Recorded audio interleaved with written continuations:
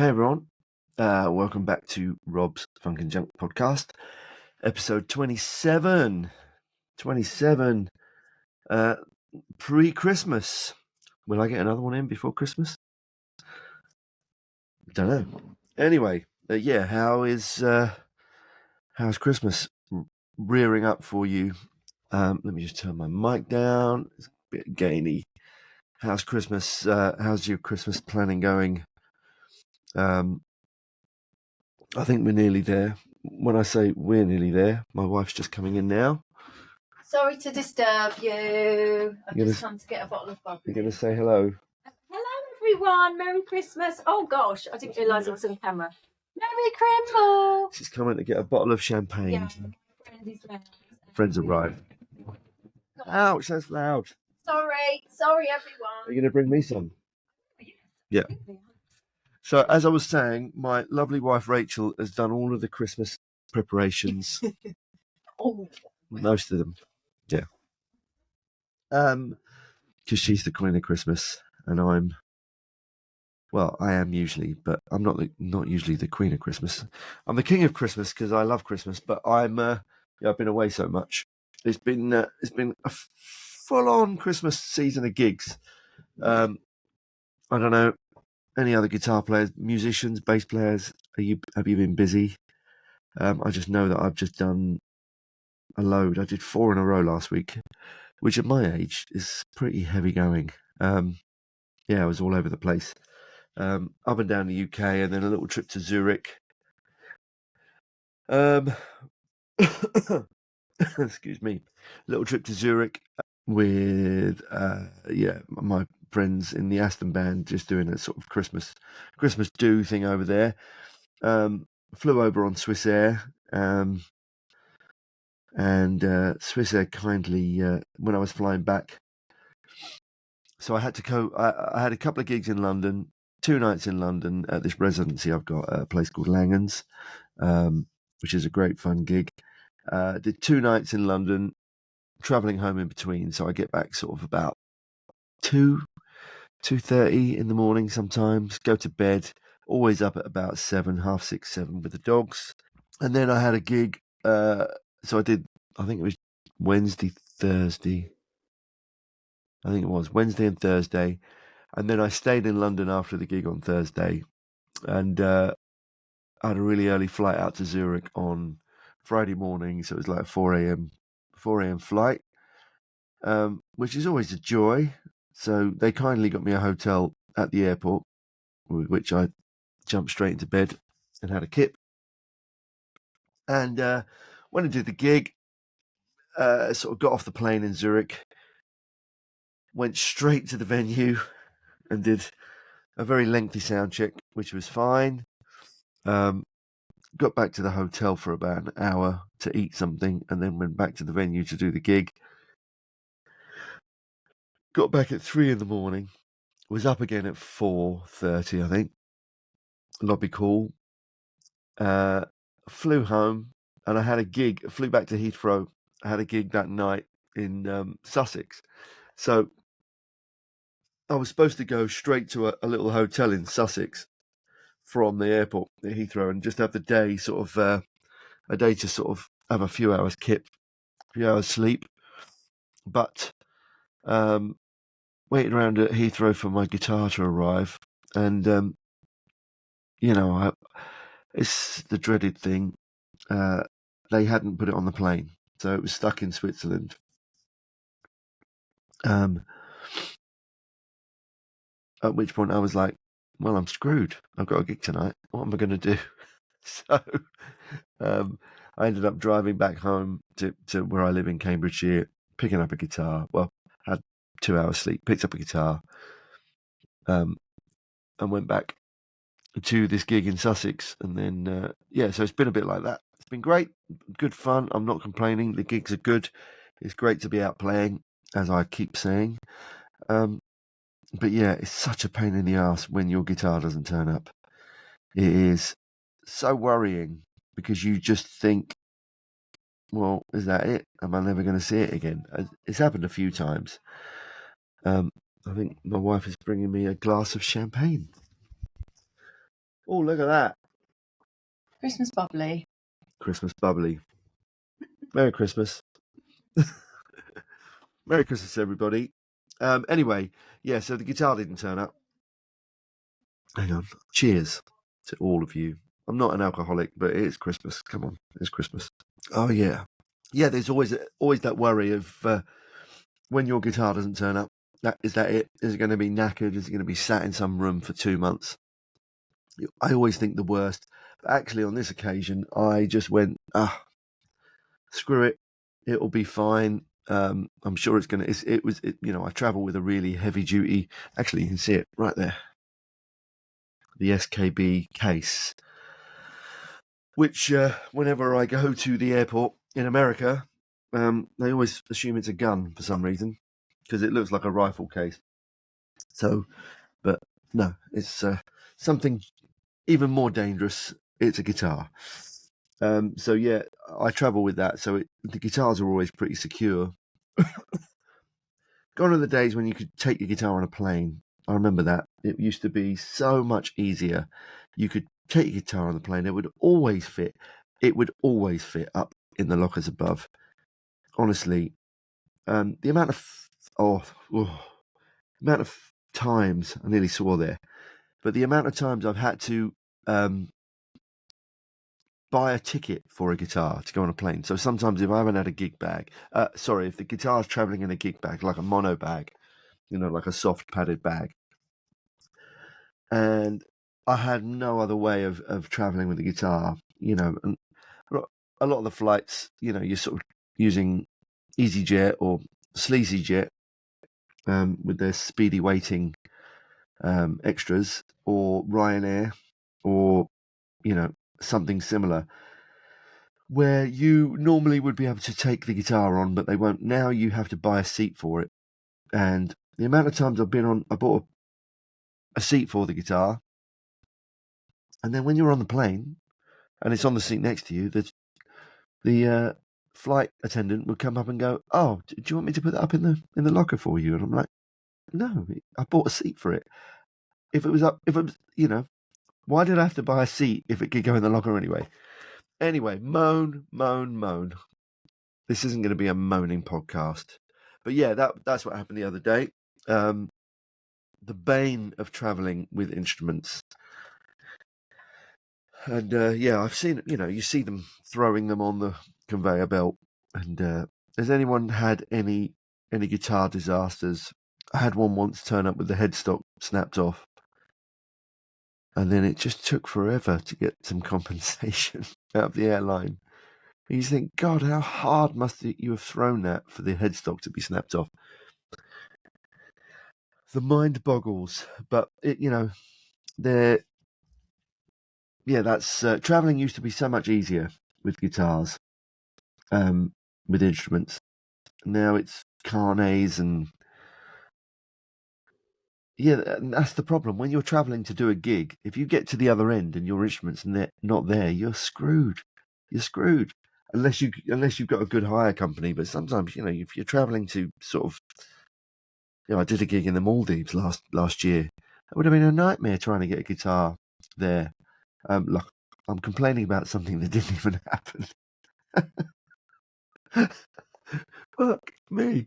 Yeah, there's me complaining about something that didn't even happen. But yeah, that's the thing. But I'm sure there's people out there that have had their guitars go missing, or pedal boards, or cymbal cases, or makeup bags, or whatever. I remember doing a tour once when my luggage didn't. I was playing with this German band back in the early 90s. German band called Alphaville. Those guys. They did the song "Forever Young" and another song called "Big in Japan." I toured with them for about a year and a half, and it was I had a whale of a time. Yeah, I had a whale of a time. But I remember my luggage not turning up, and we were touring around sort of the eastern sort of part of Germany, and my luggage just didn't show up. So I'm just there with the clothes that I had on my back, and my equipment was there. No, the equipment had gone over in a van, I think. So my luggage hadn't turned up, and I had to go out and buy a whole new wardrobe. Well, not a whole new wardrobe, thinking it was going to be a couple of days until I got it. But my luggage was literally following me around from city to city on the tour. I kind of expect it to arrive, and then it would arrive the day after I'd left, and then they'd have to send it on. So I didn't have my own clothes for the whole tour. And I was kind of walking around in Eastern Germany, which at the time, yeah, it was quite hard to find clothes that I quite liked over there. Another time, away with Jamiroquai, actually, we did a tour of South America, and it was, when was that? 2014, I think. But we were there, and it was kind of near the end of the tour, and we flew from somewhere. I can't remember where it was, but we flew into Mexico City, and my luggage didn't arrive. And I think this was about a 5 or 6 week long stint. We were away in South America, which was great fun. But my luggage just didn't turn up. So I was in my hotel room, and the tour manager at the time, her name was Maria, bless her. She called the room and said, "Look, your luggage hasn't arrived at the airport. It's probably going to be here tomorrow. But in the meantime, why don't we just get whatever you're wearing? Why don't we come and get what you're wearing and take it to the get the hotel to sort of clean it for you?" So all I had with me was I had a pair of jeans, a t-shirt, my underwear, and a pair of flip-flops, thongs or whatever they're called, flip-flops, because it was summer. It was really hot. So I was wearing those, and I used to sort of live in those back then. So that's all I had to wear, and I had all my toiletries, all my sort of toothbrush and shavers and deodorant and all that. That was all in my hand luggage, but not all my clothes were in the big suitcase. So she said, "Oh, let me get that cleaned for you." So I sort of took everything off, and she comes knocking at the door, and I'm just in a robe. That's it. I've got the hotel room robe on, and she took my clothes, and I realised I was in a hotel in Mexico City with not one item of clothing. I felt really vulnerable. I couldn't go out. I think eventually I had to I borrowed some, because I decided to go out that night actually, but I borrowed some clothes off Derek. I think he was kind of my size back then. But yeah, I was wearing another man's clothes. But yeah, that shit happens all the time. Even it happens to everyone on holidays. It's a nightmare. And post pandemic, it seems to be even worse. I should find another name for that pandemic. Post whatever it was. But yeah, airports have been absolutely diabolical. The treatment of passengers has been diabolical. I think they laid everyone off. I think, well, especially here, a lot of people were laid off, and then they went off and did other jobs. So yeah, airport shenanigans. Cheers to Swiss Air. The guitar did arrive back the next day. So cheers. Thank you for looking after my instrument. It was my black DGT, my PRS. So I love that guitar. So I didn't want to lose it. But cheers. Thank you for getting it back. It arrived the next day. Nice. Champagne. Look at me drinking champagne. Who do I think I am? Charlie Big Potatoes or something. Anyway, drinking champagne on a podcast. I'm sure that's happened before, but not to me. I've never done it before. It's a first for me. Did I tell you? I didn't. Have I mentioned? Probably not. I didn't drink alcohol. Sorry, I keep on hearing my wife next door. I didn't drink any alcohol until I was 40 years old. Didn't touch a drop. Nothing. Completely teetotal. And I certainly have made up for it since then. But I am actually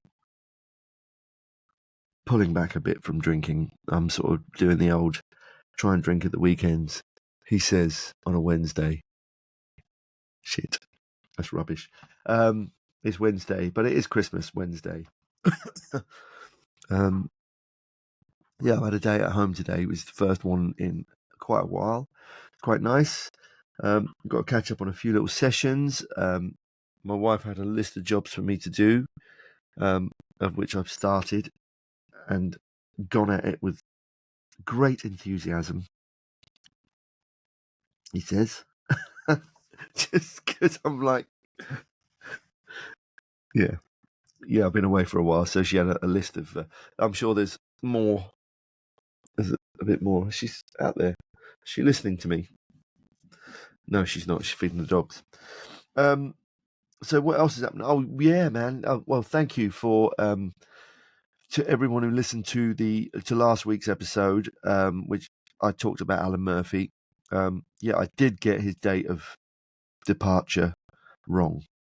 He passed away in 1989, which I really realised as soon as I finished the podcast. As soon as I finished recording, I was like, oh shit, I've got his date of birth wrong. But I wasn't about to go in and edit it or do it all again. So, but yeah, since then I've had some lovely messages from people sort of telling a few little stories about what Alan Murphy meant to them, and it's been really nice. Yeah, I got a message from John Hill, who looks after.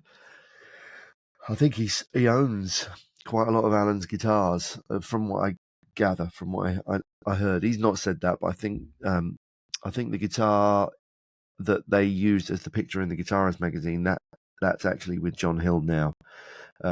Alan's Fender Squire with the reflex pickups and the Floyd Rose. I think that it belongs with John Hill. So he reached out to me on Facebook, and a lovely chap called Graham Sloan. If you're out there listening, Graham, thank you so much for your messages. Who sort of said that he was in contact with Alan quite a bit during, towards the end, and I think they used to sort of chat about equipment and stuff like that. And overall, it just sounds like Alan Murphy was just such a lovely man and an absolute monster player. I don't know if if anyone listened to this and went out and heard some stuff.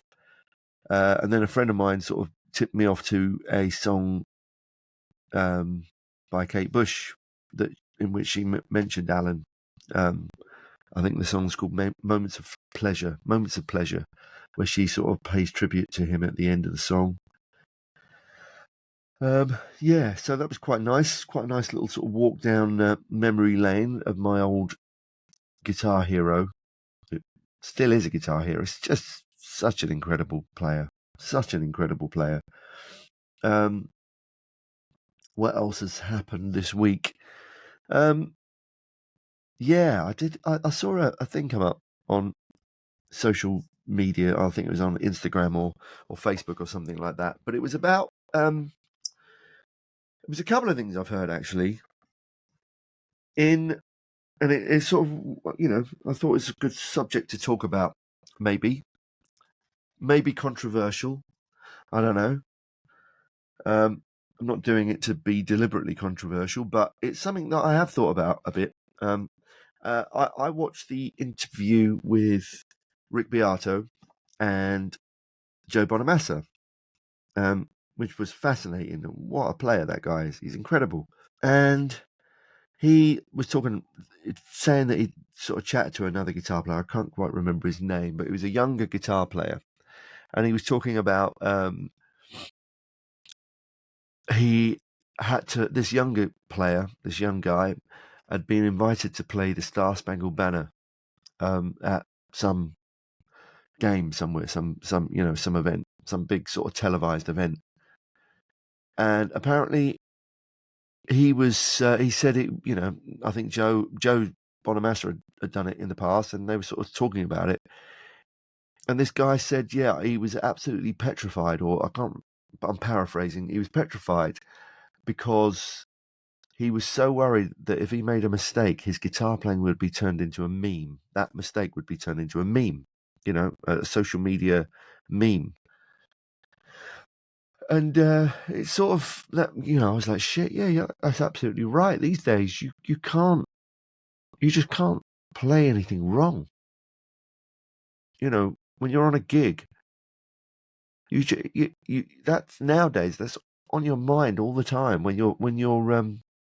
Well, if you let it be on your mind all the time, but nowadays everyone is filming everything at every gig, and warts and all, everyone makes mistakes, and those mistakes get captured, and it.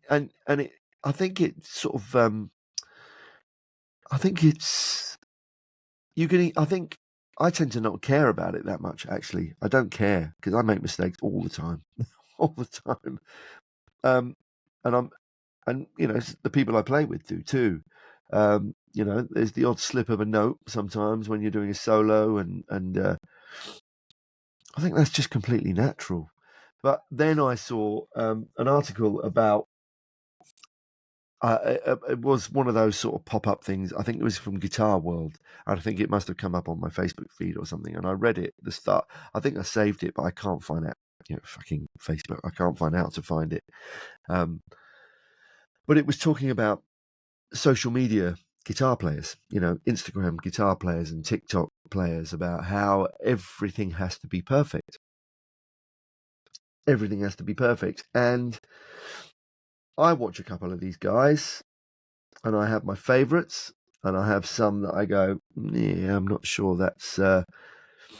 There's a couple that I watch and listen to that are amazing, and they're amazing players. There's a guy called. Let me just have a look. Sorry, I'm going to look. Excuse me. I think his name's Aaron Shreve. Yeah, Ahren Shreve. I think where is he based? He's amazing. And what I love about his videos is he's at a gig. He's playing at a gig, right? I want to turn my headphones around because I've got them around the wrong way on my bald head. Yeah, quite a lot of the stuff you see, he's actually taken a bit of his gig. So, and his playing's always flawless anyway. He's amazing.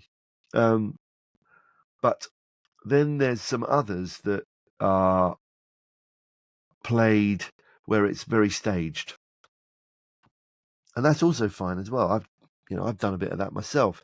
It's staged, but everything has to be perfect. No one seems to be able to be okay to fuck up a little bit. And then there's some that I've seen, which I listen to it and go, that's not real. I can hear that the playing is, well, one. I don't mind, I can understand when someone's miming to something they already played. I get that. I understand it. I've done it. I've had to do it myself, especially sort of doing TVs or whatever. That's fine because, there are time constraints on those things, and it's a TV show. But when someone is miming for the video purpose, and that's kind of okay because that they probably played it in the first place. But the ones that I am a little bit suspicious of, and might be the controversial bit, is where you can hear that the audio has been sped up. And I can hear that because I can tell with the vibrato. Well, I think I can hear it. I might be wrong. I don't know. But it sounds a little bit artificial to me. So, and there seems to be quite a lot of that at the moment.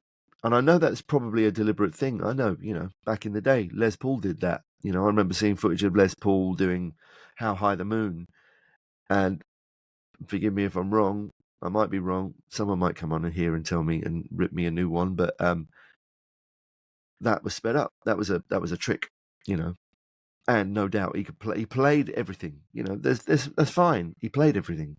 But there's a few out there, and it's got a sound. It definitely has a sound. I think, and I could be wrong actually. I think even some of the there was a lot of vari-speed stuff was done back in the day. I know, Luther Vandross, for example, used to slower. The singer Luther Vandross, the amazing singer, used to record his vocals. Used to vary speed the tape down, so he could sing lower, on purpose to sing lower, so that when it raised in pitch, it got a different tonal timbre, it got a different tone out of his voice. And then he used to do the other way so he used to speed the tape up and sing higher in pitch, so that when you sped it back down, when you slowed it back down, it would give a certain effect. And I completely understand that, and maybe that's what I'm missing. But I see some guitar players that are playing some incredible things. They pop up on my feed all the time, and the musical ideas are incredible, but it just sounds artificial. I don't know. Have you noticed that? Has anyone noticed that? And please tell me if I'm wrong, because I'd love to be. Yeah, I want to know. But there's a few out there, and I think that was the gist of the article, actually, in Guitar World. I'll try and find it at some point, because I should read it properly. I shouldn't be talking about it unless I've read it properly. But when I read it, it kind of made me think of something that I think about anyway. And this isn't, this isn't sour grapes at all, because I understand that's what it is. It's a thing, and I suppose anything that's sort of pushing guitar and music into the forefront is good. But I do look at the comments, because there's a couple of people that I've heard that have got ubers of followers, and deservedly so. But there was a little champagne burp there. I'm sorry about that. Please excuse me. I don't know if that came up on the mic. But there's some that I've heard that you just go, that doesn't quite sound right, and then their playing is completely synced, and and their sound changes. There's one guy I've seen, his sound changes. He's playing a clean thing, like a rhythmic thing, and his sound changes to a lead sound instantly. And you go, how did you do that? He's not stomped on anything. There's nothing changed. And, it might be done in post or something, post-production, but the video is shot in real time. There's nothing sped up about the video. It's just the tone of the guitar. The vibrato is slightly faster. And anyway, what I was alluding to was, I think there's a little bit, and I could be wrong, and please tell me, listening to the Nightfly, the Donald Fagen album, there's some certain guitar fills on that I think were deliberately played slower, recorded slower, so that when the tape went back to the speed that it should have been at, the guitar tone was a little bit zingier, and the vibrato was a little bit faster. And I don't know. I'm going to go back and listen again, but that's what this reminds me of. The vibrato and just how clean it is just sounds a bit artificial. But maybe that's just me. I don't know. What do you think? What do you think? Listeners, write in to me at robsfunkandjunk@gmail.com. And please, I'm not, it's not sour grapes, but I just think it's almost like, it's the musical equivalent of airbrushing, I think, potentially, like airbrushing, like auto-tune or like Melodyne or any of those things that every recording seems to have these days. It's but my worry is that if that is happening, it's giving the listener, well, it's almost like false advertising, because that person can't actually sing like that or play like that or actually look like that, when it's airbrushing. So I don't know. It's everywhere, isn't it? Everything is what's real anymore? Is it real? Is anything real? I know that this glass of champagne is real today, so that sounded really arsey. But so yeah, I hope everyone is getting ready for a lovely Christmas. I had another thing that I was going to talk about on here. What else? That's it. That's what I had. Yeah. So I was going to play on this podcast. I was going to show a little thing, but because I'm using this piece of software called Riverside FM to record the podcast with, I haven't figured out how to record my guitar in as well. So I did spend about 45 minutes dicking around trying to sort that out before I started recording this. So hopefully for the next podcast, I might be able to get that together. I had something I wanted to talk about. Oh, I have had some emails. I have had an email, I think. Was this from the last one? Hang on a minute. One second. Here we go. Oh, by the way, the Boom and Twang thing. I know I mentioned it last time, but we have. I'm only saying that because someone's just sent me an email. Boom and Twang is happening in the UK. So that's Paul Turner and myself doing our music retreat camp thing. One-to-one guitar lessons with myself.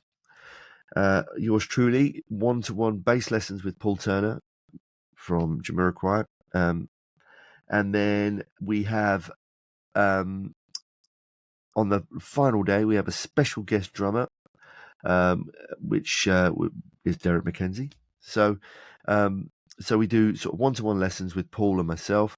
Then we have like master classes, and we also have group workshops. So everyone can get up and play. And the idea being is that it's very real world.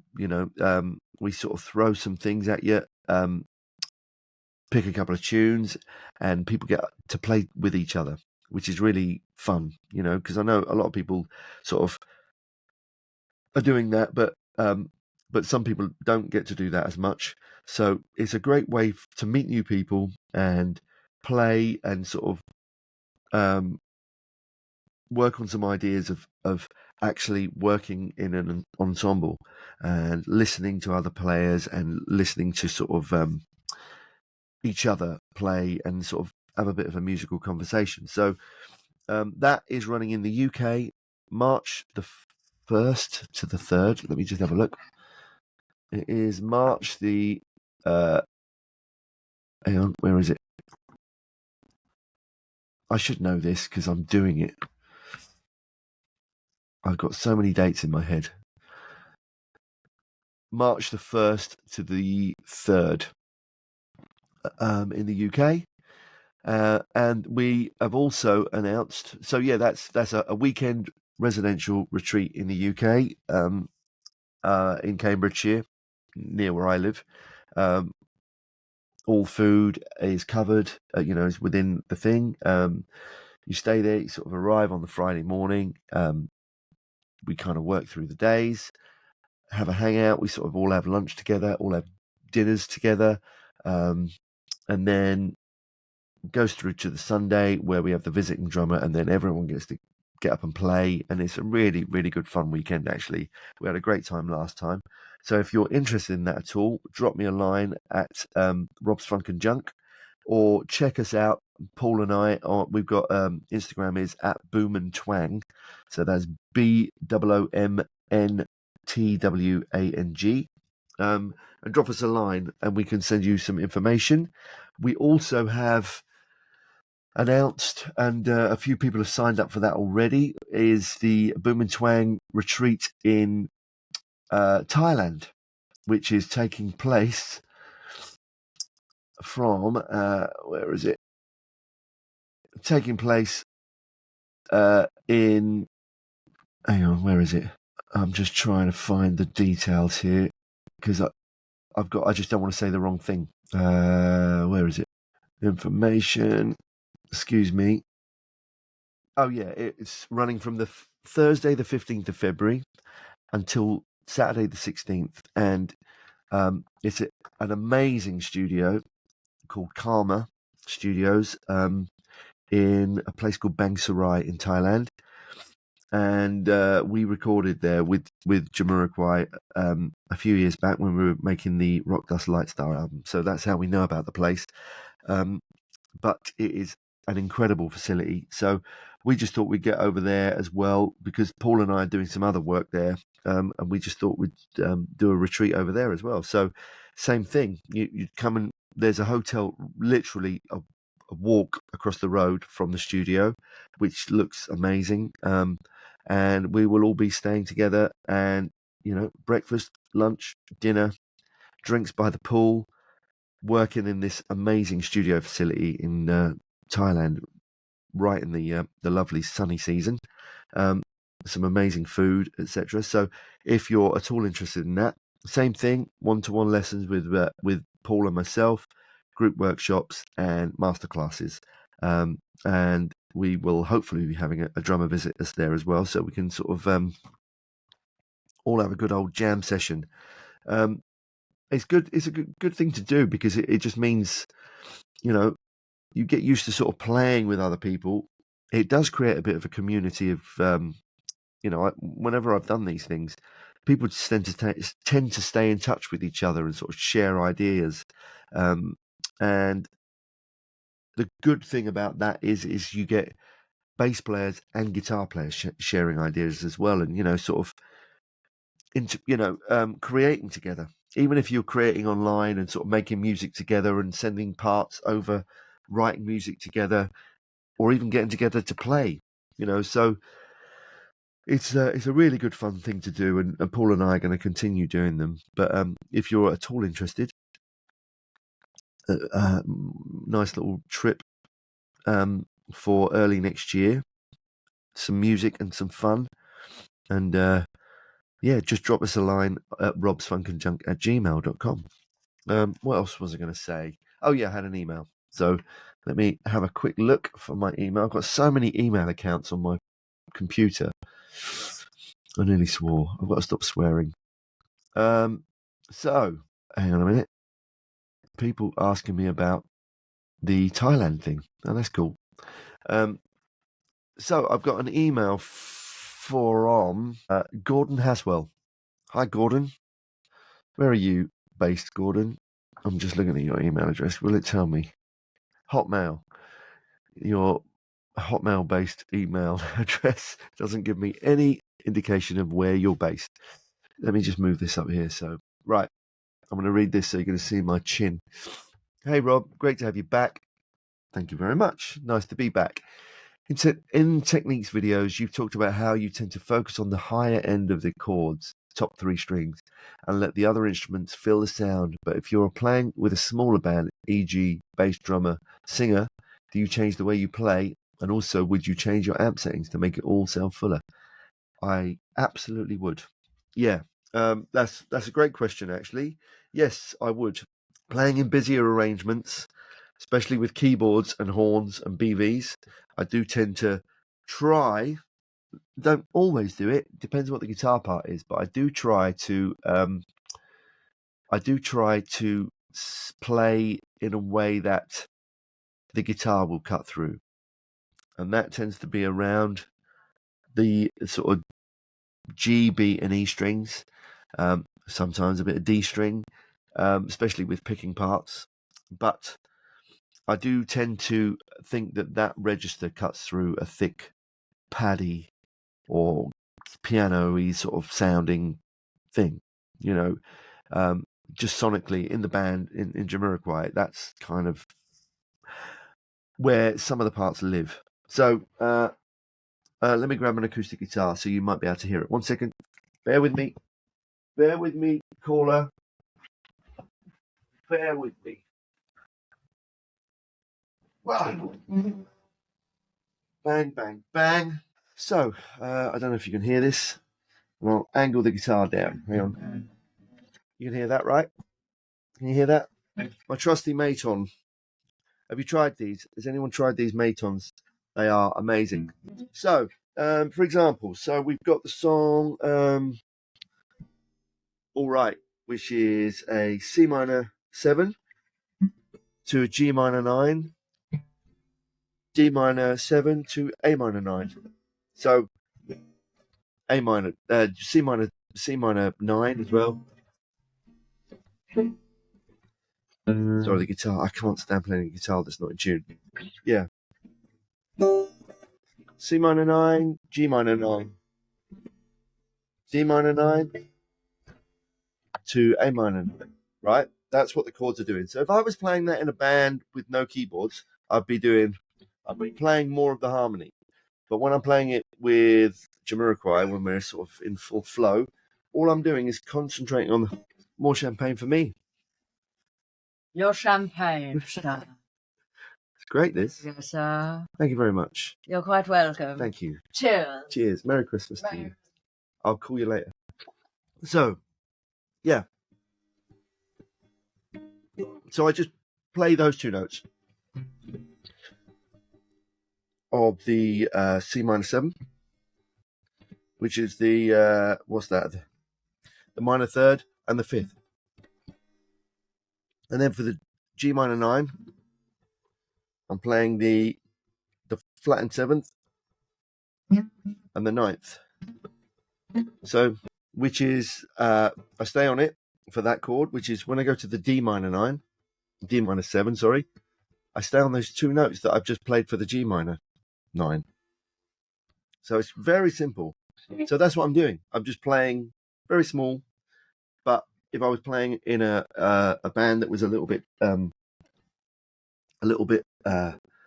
sparser, there was just guitar, or it might be two guitars. So one's doing picking and one's doing the chordal things. I'd probably fill up more sound. And sound wise, amp wise, I tend to do things.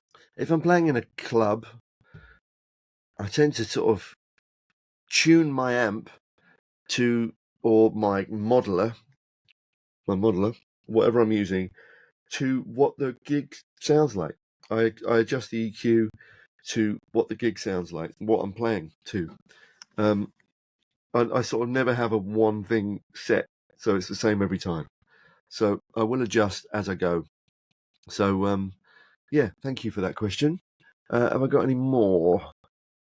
Just people asking about the Boom and Twang workshops. So I'm going to mention this because it's got a cool name. Pop Fire Dragon. This email has come from. Don't know what that means. Hey Rob, how's it going? I hope your December has been all right. It has been. Thank you very much. I love your podcast. Find it really interesting when you talk about your childhood experiences in Cambridge. I'm only 14 and lived in central Cambridge all of my life, and I've literally been getting into the local music scene with incredible bands like Ezio and Booger. You've heard Booger on the podcast. He's a friend of mine, and that's how I discovered you, through their lockdown podcast. Oh yeah, I did. I was on that. As a guitar player in a city with such a rich history, it's so inspirational to hear your stories. Helped me to try and find a way around being a young guitarist in Cambridge, and where to play, and what Cambridge used to be like before I was born. God, I'm fucking old. Which is so fascinating. Please never stop telling us these stories. Thank you for sharing these stories and keep up the great work. It's so inspirational, means a lot to people like me. Oh, bless you. And that's from Poppy Filippo. What a cool name, Poppy. That's a great name. So that was I hope that the guitar demonstration made sense. I'm not Tom Bukovac, I wish I was Tom Bukovac. But yeah, I'm very warts and all.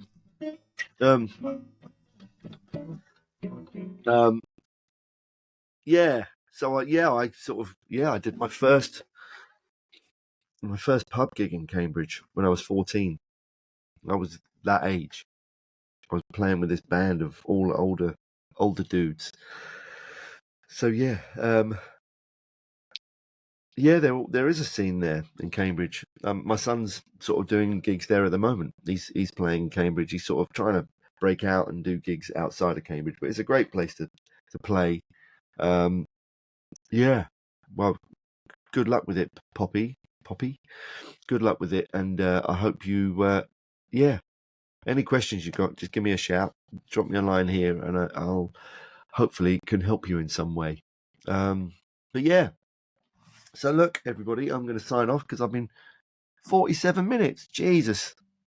I hope you get to the end of this, otherwise you're bored. But listen, I don't know how are the production values of this podcast for you? I'm going to ask the question. I don't know. I do look at other people's podcasts, and they're all blinging and shining and amazing, and they look super cool. But how is it? I'm just using my FaceTime camera on my computer. I suppose I could get a better camera. I have got a better camera, but I haven't worked out how to hook it up. And I've got a feeling that whenever I've used this, when I've been doing sort of guitar videos, it cuts out after about half an hour. So if anyone's got any suggestions for better cameras than this one, because I'm using the FaceTime one on my little laptop, let me know. And I'm using a proper mic. I've got this UA Sphere thing, which is pretty cool, which I use for recording. But any tips or advice, as long as it doesn't cost me an arm and a leg, because, as you know, you don't make any money doing podcasts. But drop me a line. I hope you're all going to have a lovely Christmas. It will have been Christmas by the time I do the next episode. So listen, have a great time, and enjoy yourself. Drink and be merry, and watch shitty programs on TV, and just take a bit of time to relax a bit. I know some people absolutely hate Christmas, and I understand that. But yeah, I know it's a tough time for some people, but I hope you're all okay out there. I personally love Christmas, even though I have some weird memories of my growing up at Christmas. Oh man, I've got to tell you this one. Here's a life lesson for me. This is a perfect life lesson. I don't mind telling you this because this is quite funny and also not funny. I remember being a kid. It's amazing what you remember about your Christmases. But I remember one year, my mum and dad, my mum in particular was going. My mum Anne, bless her, would say to my dad, "Don't get me anything for Christmas this year, Ken. Don't worry about it. Don't get me anything for Christmas." So he didn't. And then when he realised that he'd massively screwed up, he'd bought himself a shove halfpenny board. I think he might have sussed it maybe 2 days before, and this is when I was living in Qatar. He bought this shove halfpenny board. I don't know if anyone knows what that is, but it's an old pub game, which is a piece of wood. It's like a slab of wood. It looks like a chopping board, and it's got lines on it. Either drawn lines or sort of inlaid lines, and you get a coin, and I'll show you. You get a coin at the edge of the thing, and you tap the coin, and it slides across the board, and it's sort of where it sits in between. It's like a pub table game version of bowls. You tap the coin, and it goes down the board, and wherever you get it, if it sits in between the lines, it's the score. Anyway, my dad bottled it and realised that he was in deep shit because he hadn't got my mum a present. So he styled it out and said, "Oh, I didn't get you a present. I got you this." But she knew better. Oh my God. That was a Christmas day to remember. It was World War III in our house that day. I think I was only about 6 or 7, but I do remember. And that was a lesson, a massive lesson. If anyone said, "Don't worry, don't get me anything," never believe it. Just get something. Whatever you do, get something. Get something with thought. That's my take off from that. You learn these things when you're growing up, I think, or you don't. But anyway, listen, I've prattled along enough. 52 minutes. Sorry for that, everybody. Must be boring you stupid. Anyway, much love to you all out there, and have a lovely Christmas. And remember, if you've got anything you want to ask me, just drop me a message at robsfunkandjunk@gmail.com, and I will see you soon. Take care. Bye.